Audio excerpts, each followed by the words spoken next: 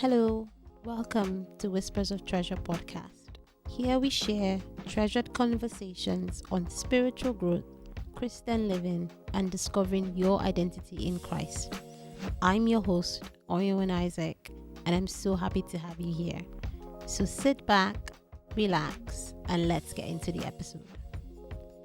Hello, welcome to today's Whispers of Treasure podcast episode. Today, we're going to be sharing a story about hearts, specifically a tale of two hearts, King Saul in the Bible and David, who became king of Israel after Saul. This will be a two-part episode, and today we'll be focusing on the story of Saul and gleaning lessons about his heart. Today's episode is taken from 1 Samuel from chapter 8 all the way through to chapters 15, and that will be the backdrop for this episode. In 1 Samuel chapter 8, we see that right before Saul was ever mentioned in the Bible, we see what was happening with Israel at the time. Now, Israel did not have a traditional king at the time, and they were ruled by the prophet Samuel. So Samuel was their ruler. And then the prophet Samuel was getting older. So he was, beginning to advance with age. And the people of Israel thought, what's going to happen next after he dies? So they go to him and say, Prophet Samuel, you've done well, but now we need you to give us a king. And Samuel is like, no, you don't want a king. But the people of Israel say, yes, we want a king. We want to be like other nations. Other nations have got kings. Why can't we get one? We want a king for ourselves. Samuel tells them that, you don't want a king. A king will take a tenth of everything that you grow and earn. A king will take your sons as his warriors and as his servants. He'll take your daughters as his perfume makers and as his maid servants. You really don't want a king. But they were like, no, we're very sure we want a king. We want to be like everyone else. We don't want to be different. Other nations have got a king. Give us a king. So Samuel goes to God and says, this is what the people have said. And God says, that's fine. Give them their king. Don't worry about it. They've not rejected you, Samuel. They've rejected me. So God decides that he was going to give them a king, and he chose Saul, King Saul, now that we're going to be talking about, to be the king. So Saul is on his own. He is oblivious to this. He doesn't know that this is what has happened and that he has been chosen to be king. And then one day his father's donkeys are missing. So his father says, Saul, take a servant and go look for these donkeys. Saul and the servant, they go around, they search for these donkeys. They can't find them anywhere. And then the servant says to Saul, let's not go home empty-handed. Let's go seek a prophet. He can help us. He can inquire of the Lord for us. And then he can help us find these donkeys. And so they go looking for Samuel. And when they meet Samuel, God tells Samuel, that's the one. He is the one that is going to be king over Israel. You're going to anoint him. And so Samuel delivers the news. Saul, forget about the donkeys. They've been found. The reason why you're here is that God has chosen you to be king over the people of Israel. And Saul says, it can't be me. My tribe is the tribe Benjamin, which is the least tribe in all of Israel. And then my clan in Benjamin is the least of all the clans. So I'm like the last person God would choose. No, you're king over Israel. I'm going to anoint you. And so he takes him in, anoints him. There's a lot of prophecy that he gives to Saul and manifestation. So he says, on your way going, you'll find that, the donkeys have been found. You see some prophets. You're going to, prophesy with them. God will give you a new heart. You'll be turned into another man. So there's a lot of prophecies that are over Saul's life, at that moment that Samuel declares. And so what I want to highlight is in 1 Samuel chapter 10 verse 9. It says, when he, so Saul, turned to leave, God gave him another heart, and all the signs came to pass that day. So all the signs, all the prophecies that Samuel had spoken and declared over his life came to pass on that day. There was a lot of manifestation. And after that, Saul then goes on to be anointed king over Israel in front of all the people. We see what happens with Saul. So the people of Israel were surrounded by different foreign nations. And they were not really in good terms with some of these nations, right? So there was a threat of like a battle, like an impending war. Now, what was supposed to happen and what the protocol was is that Samuel, who is the prophet of God, would give burnt offerings, sacrifices before God before the people of Israel go into battle. And that was the protocol of the time.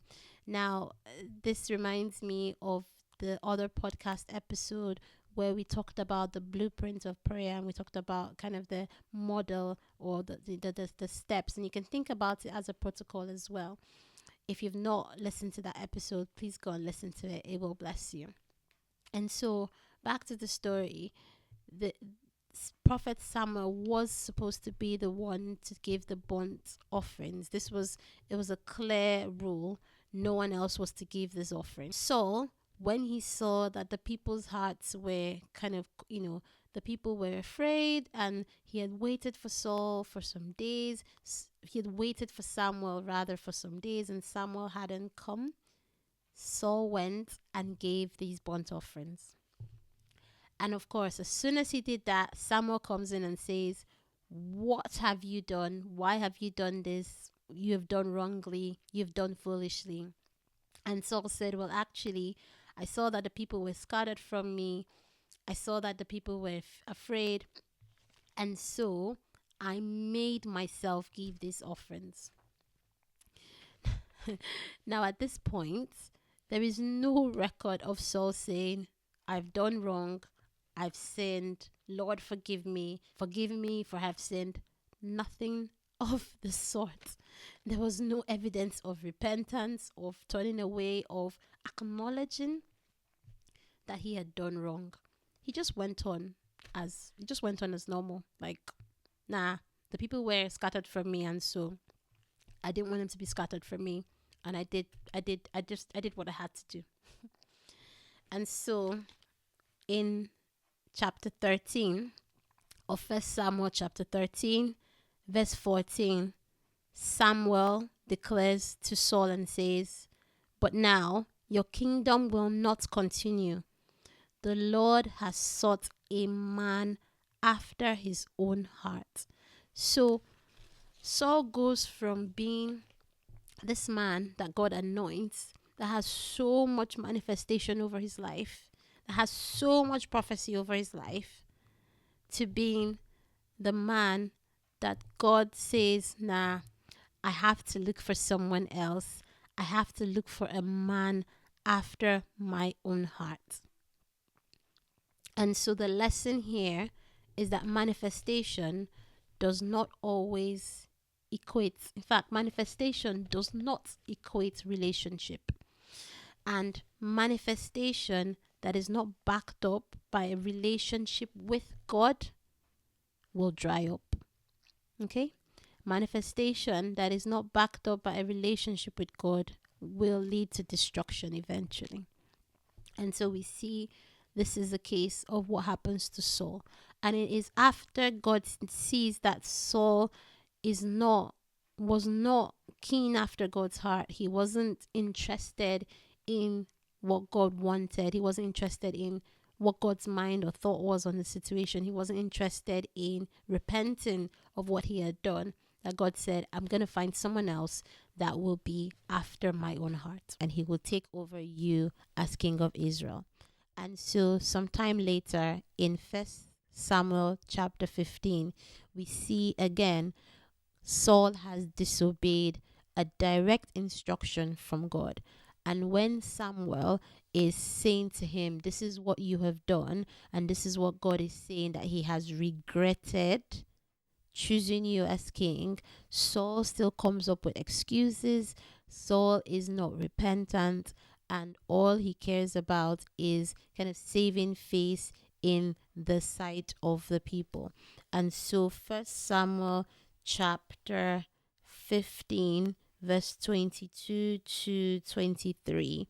So Samuel said, has God as great delight in burnt offerings and sacrifices as in obeying the voice of the Lord?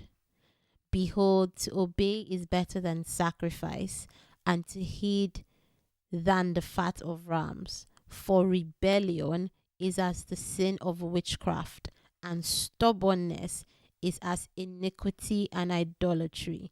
Because you have rejected the word of the Lord, he has also rejected you from being king. So here we see that God was outlining that the problem with Saul's heart was that he had a heart of rebellion. He had a heart of rebellion because he did not hearken, he did not listen to the voice of the Lord. And he did not listen to the voice of the Lord because he did not know God. Now, if you've listened to the other podcast episode where we talked about idolatry, where we said that idolatry is elevating anything that you elevate kind of more than God is idolatry. And here we see that Saul elevated the kingdom, elevated being king, elevated what people thought, what the people around him thought more than what God thought. And he was not keen to know what was in the mind of God for him to then even obey what God was saying to him. And that was why he was rejected as king. If you go back to the beginning where we said that, how Saul met Samuel in the first place, we see that it was his servant that said to him, there is a prophet, let's go and speak to him. And that was Saul's opportunity to develop a relationship with God. That was Saul's opportunity to know God. There was a lot of manifestation, a lot of prophecy over his life, but he took it for granted and he was more concerned with the gift than the giver. And so that is why his kingdom was taken away from him, because manifestation does not equal relationship, and because a heart of rebellion will always lead you astray. So that brings us to the end of part 1 of A Tale of Two Hearts. And we've talked about Saul. In the next episode, part 2, we'll be talking about David and why he was called a man after God's own heart. Please share this episode with others, and I'll see you in the next one.